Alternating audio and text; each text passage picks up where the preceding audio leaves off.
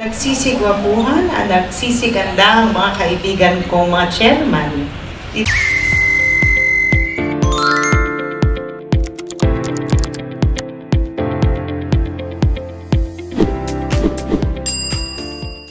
Dito sa 5 Distrito, magandang hapon po sa inyong lahat. Alam nyo, bago ko talagang ang trabaho ko dito ay ibigay ang mikropono sa ating alkalde maya-maya. Pero magtitrivia lang po ako. Malapit po sa aking puso ang Calesa. Dahil ang aking lolo, na siyang ama ng aking ina, ang pangunahing trabaho niya dati ay ang pagkakalesa. Ngunit medyo sosyal nga lang dahil siya po ay nagkalesa sa New York. Kaya nung nakita ko po mga kalesa dito, hindi ko mapigilan na maalala ang aking kabataan. Isang bagay na dapat mangyari ngayon na isang buwan na isa-celebrate natin ang fiesta dito sa Intramuros. Papaalala natin sa mga kabataan ang importansya ng ating history. Dahil, sabi nga nila, for us to move forward, we need to understand our history. We need to understand our roots. So this initiative from DTCAM, from Intramuros Authority, we are very grateful dahil we know talagang pinaghandaan niyo po ito.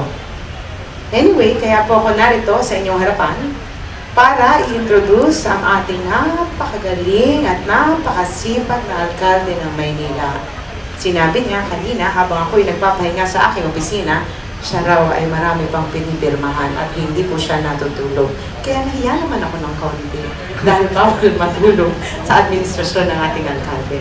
But nevertheless, it's good to know that despite the fact that we entered this administration with a lot of fiscal challenges, we were able to sort of surpass a lot of it because of his creativity. Napakagaling po ng ating alkalde na siyang nagmula sa Tondo, na aking naging partner rin noong 1998 nung siya ay nag-uumpisa bilang konsehal. Dahil noong panahon na yon, ako po ay nangangampanya para sa akin naman. Doon ko po nakita sa kanyang puso na alam ko magiging isang malaking tao siya balang araw. And truth be told, siya nga po ay naging isang napakagaling na Vice Mayor, Mayor, 24/7, hands-on leadership style niya dito sa ating lunsod, pero may tatapos din ang ating ilong dahil ang ating alkalde ay nagtrabaho rin sa national government bilang undersecretary ng DSWD, chairman ng NRC. Alam nyo, alam ko excited na kayong makausap at marinig ang mensahe ng ating napakagaling, napakagwapong alkalde na si Leon Isko Moreno Dumagoso. Kaya without further ado, I would like to give the microphone to our beloved mayor. Let us all welcome our Mayor Isko Moreno Dumagoso.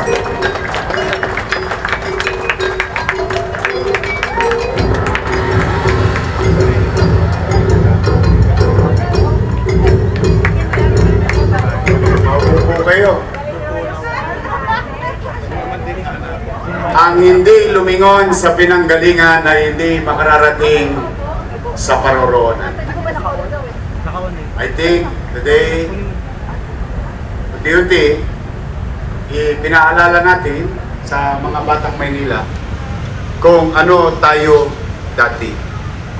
Katulad ng mga nasambit, ng mga unang nagsalita, kanina lamang, napakalaga na patuloy ipaalala sa mga susunod na henerasyon o darating pang henerasyon na kung sino tayo, ano tayo, at saan tayo nagmula. Because that is our distinction to this world. This is one way of telling this is who we are. And we belong. Yang Calesa ay bahagi ng kasaysayan ng lungsod ng Maynila. Natutuwa ako na ang mga ahensya ng pamahalaan ngayon ay nakikipag-ugnayan na sa isa't isa.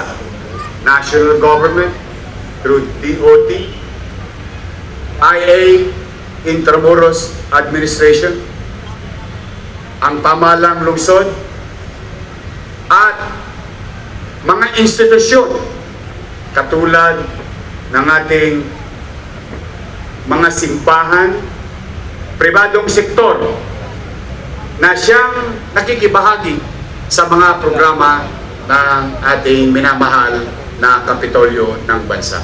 It all started here in Manila. The government, commerce, and all other activities na naging bahagi rin ng buhay ng bawat Pilipino. Tulad ng isang awit o awit na madalas nating kinakanta tuwing Lunes, Mano pa, o kaya may programa, ang awit ng Maynila. At doon nakasaad isang linya na maaaring ikatangos ng ilong ng mga batang Maynila at mga taong naninirahan sa Maynila. At sinabi, Maynila, Maynila, dalhin mo ang bandila. And today, through the effort of Intramuros Administration, Department of Tourism, DTCAM of the City of Manila, ipakikita natin muli ang pagsigla, mga aktibidades na kapag iingganyo sa mga dadako sa lungsod, domestic or foreign. And that's why we're very happy to see the young individuals, immigrants and OFWs, foreigners, may edad o katamtaman lang na muling nararamdaman ang kasiglahan dito sa ating Kapitol. At bilang ganti sa mga dumarako rito at namumuhay, naghahanap buhay dito, ang inyong pamahalang Luzon, in our own little way, Father, to our guests, pipilitin naming magbuti sa aming tungkulin. Pananatilihin naming maliwalas at panatag ang pamumuhay sa lungsod. While it is true that Manila is old, but it has a lot of story to tell.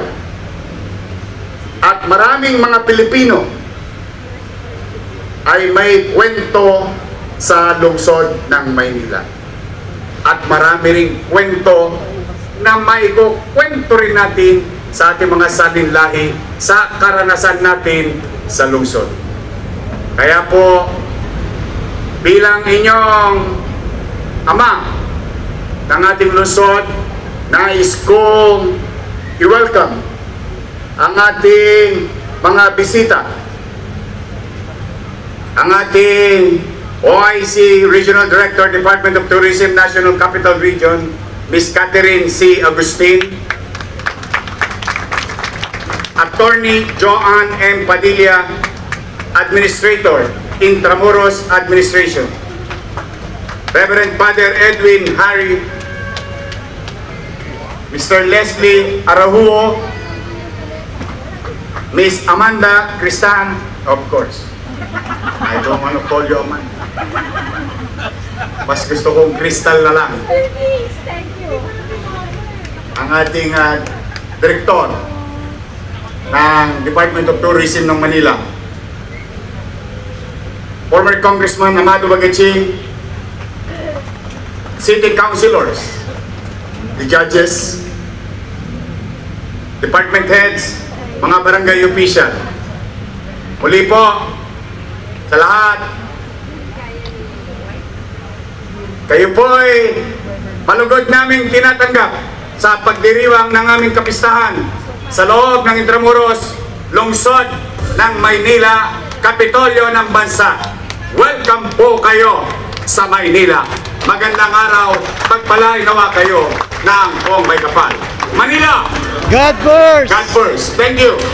Maraming salamat po. Muli po, palakpakan po natin.